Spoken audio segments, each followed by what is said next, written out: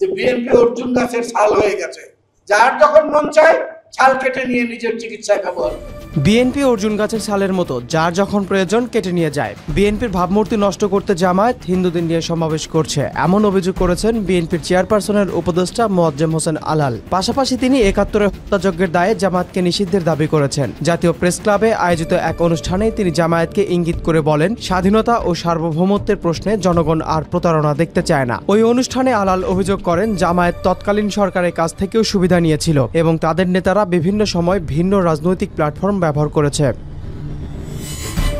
এছাড়াও জামায়াতের অতীত কর্মকাণ্ড এবং রাজনৈতিক প্রভাব দেশের গণতান্ত্রিক স্থিতিশীলতার জন্য ইঙ্গিত করে তিনি বলেন, জামায়াতের অনেক শীর্ষ নেতা একসময় জাসদের সঙ্গে যুক্ত ছিলেন, একটা পার্টির সঙ্গে সম্পৃক্ত ছিলেন। ৫ আগস্টের পর থেকে শিবিরের অনেক সদস্য ছাত্রলীগের ভেতর থেকে বের হয়েছে, আর এখন তারা বলছে তারা প্রকাশ্যেই ছিল।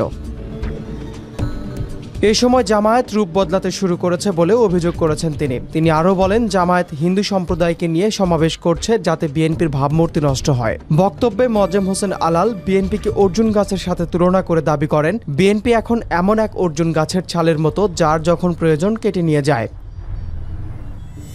ওই সভায় দেশের সাম্প্রতিক রাজনৈতিক পরিস্থিতি নিয়েও আলাল মন্তব্য করে বলেন, দেশ বর্তমানে বহুরূপীদের খপ্পরে পড়েছে। বক্তব্যে বিএনপির নেতাকর্মীদের ধৈর্য ধরে সময়ের অপেক্ষা করার পরামর্শ দিয়েছেন বিএনপির এই নেতা।